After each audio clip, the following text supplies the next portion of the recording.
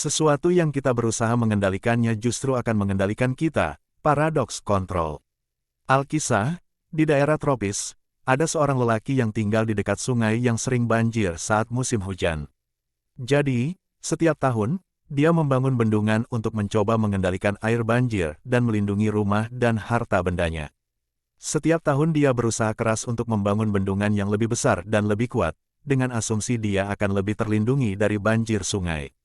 Namun, satu tahun banjir terlalu kuat, dan bendungan itu jebol, menyebabkan lebih banyak kerusakan daripada jika dia tidak pernah membangun bendungan itu sejak awal.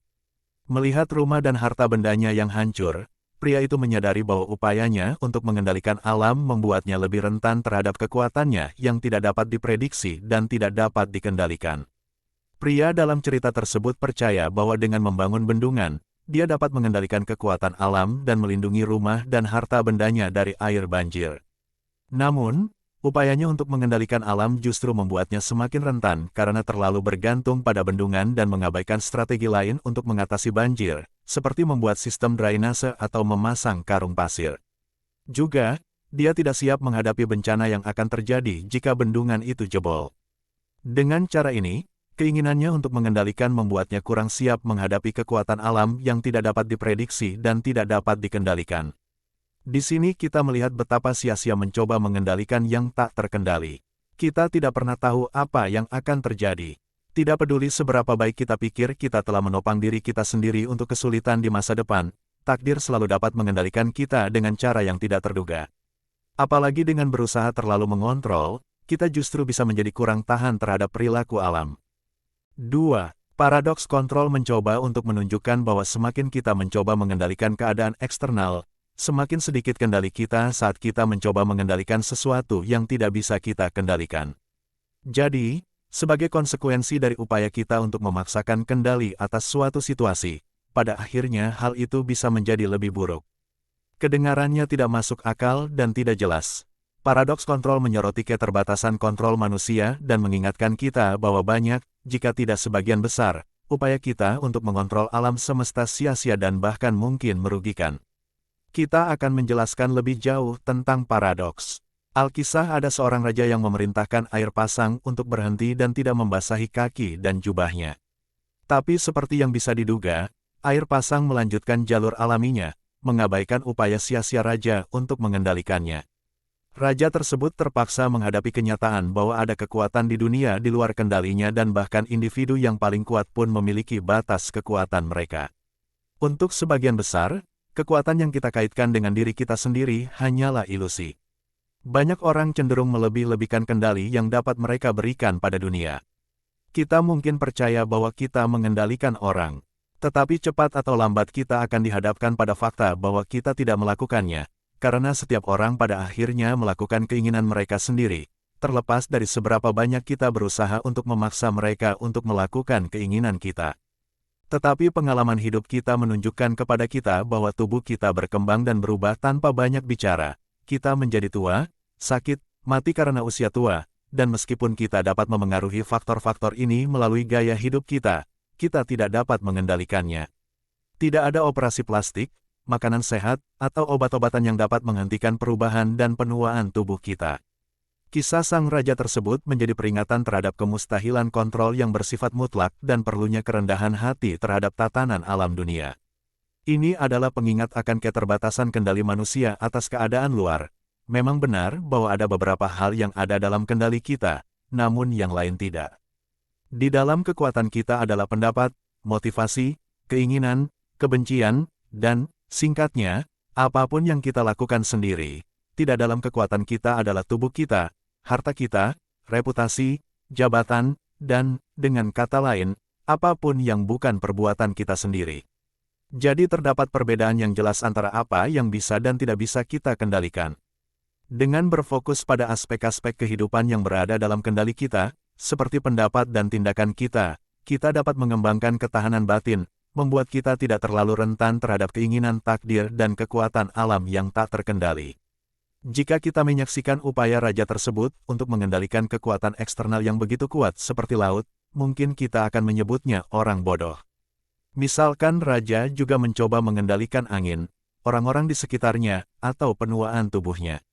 Sang raja tersebut akan menyadari bahwa angin benar-benar sulit dikendalikan, banyak orang yang bandel dan tidak patuh, dan tubuhnya menjalani kehidupannya sendiri.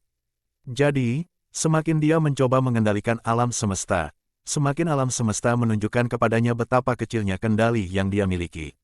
Betapa pengalaman sang raja tersebut mengingatkan kita akan pentingnya mengakui batas-batas kendali kita.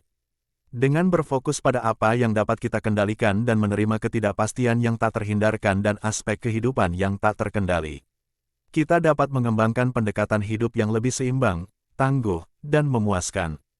Sia-sia mencoba untuk mengontrol. Berabad-abad yang lalu, ada seorang petani yang kudanya melarikan diri, dan tetangganya mengunjungi untuk menghiburnya. Tetapi dengan pemikiran yang bijak, petani itu menjawab dengan mengatakan, "Siapa yang tahu apa yang baik atau buruk?" Keesokan harinya, kuda itu kembali, membawa seekor kuda betina liar, sehingga para tetangga memberi selamat kepada petani itu, yang menjawab dengan kata-kata yang sama. Siapa yang tahu apa yang baik atau buruk? Belakangan, putra petani itu mencoba menunggangi kuda betina liar itu, tetapi terjatuh, kakinya patah sehingga para tetangga datang untuk menghiburnya. Sekali lagi, petani itu menjawab, "Siapa yang tahu apa yang baik atau buruk?" Kemudian, tentara datang ke desa untuk merekrut pemuda untuk berperang, tetapi mereka melewatkan putra petani itu karena kakinya patah. Senang dan lega, para tetangga memberi selamat kepada petani tua itu. Tetapi tanggapannya tetap sama, siapa yang tahu apa yang baik atau buruk? Kisah ini mengilustrasikan paradoks kendali di mana kita sering mencoba mengendalikan hasil dalam hidup kita, mengira kita tahu apa yang baik atau buruk bagi kita. Upaya kita untuk mengontrol jalannya peristiwa seringkali sia-sia, karena hasil yang kami anggap negatif atau positif dapat berubah menjadi sebaliknya seiring waktu. Kisah ini mendorong kita untuk mengadopsi sikap yang lebih rendah hati dan menerima terhadap kehidupan yang tidak dapat diprediksi dan saling ketergantungan peristiwa. Ini juga menunjukkan kepada kita bahwa kepentingan yang kita lampirkan pada hasil yang diinginkan dari upaya kita untuk mengendalikan seringkali tidak berdasar. Contoh lain, misalkan seseorang sangat takut kehilangan pekerjaannya. Tapi, setelah bertahun-tahun stres tentang hal itu, dia diberhentikan.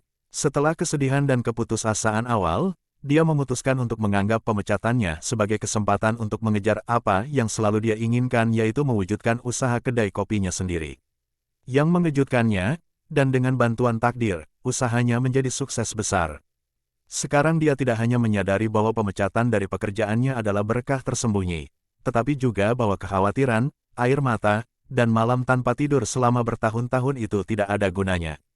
Selain itu, jika dia mampu memberikan pengaruh yang cukup untuk mempertahankan pekerjaannya, dia kemudian akan memperpanjang siksaan karena berusaha mati-matian untuk mempertahankan pekerjaannya. Jadi, apa yang kita anggap keberuntungan, bisa jadi kemalangan. Dan apa yang kita yakini tidak menguntungkan mungkin justru menguntungkan.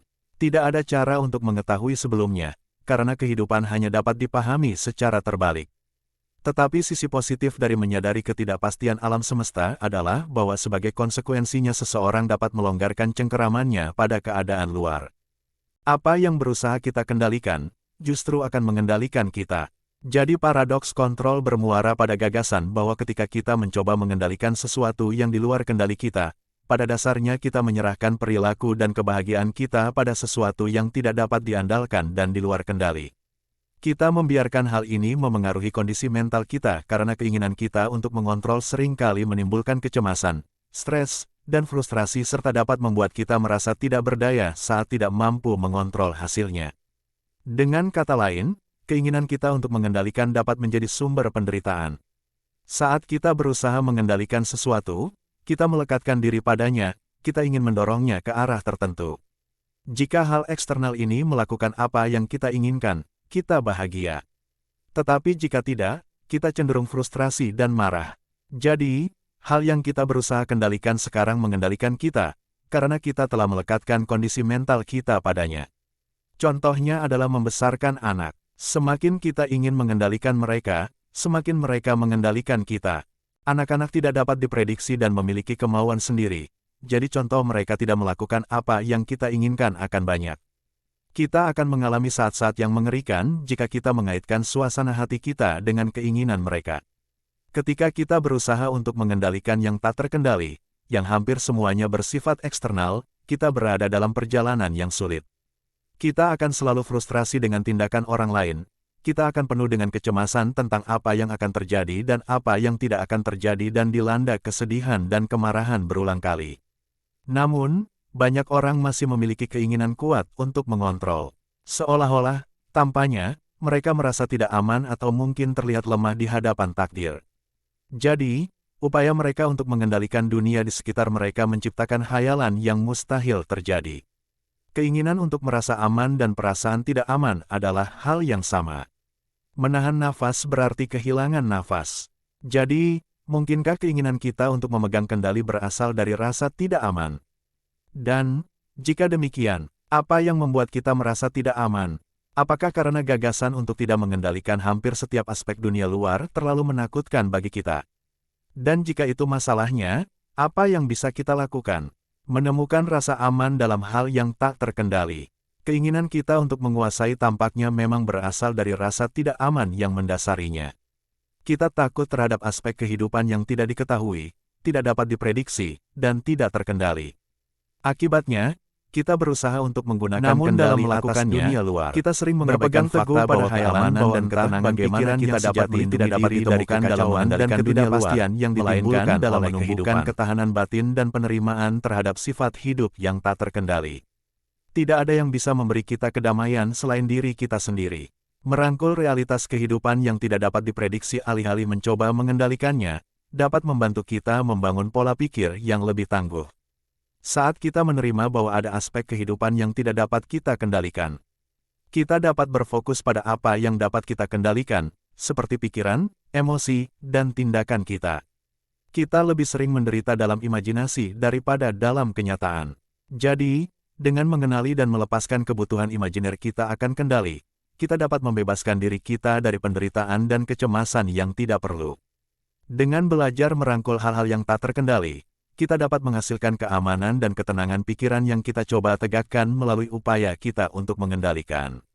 Daripada terobsesi dengan apa yang tidak bisa kita kendalikan, kita bisa fokus pada menumbuhkan ketahanan batin dan kemampuan beradaptasi.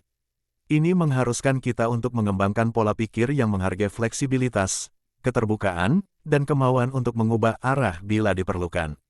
Kita bukanlah apa yang terjadi pada kita adalah apa yang saya pilih.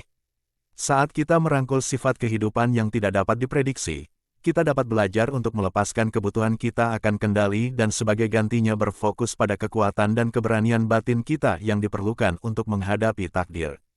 Kepercayaan diri kita bukanlah hasil dari kesulitan. Kesulitannya datang dari kurangnya kepercayaan diri kita.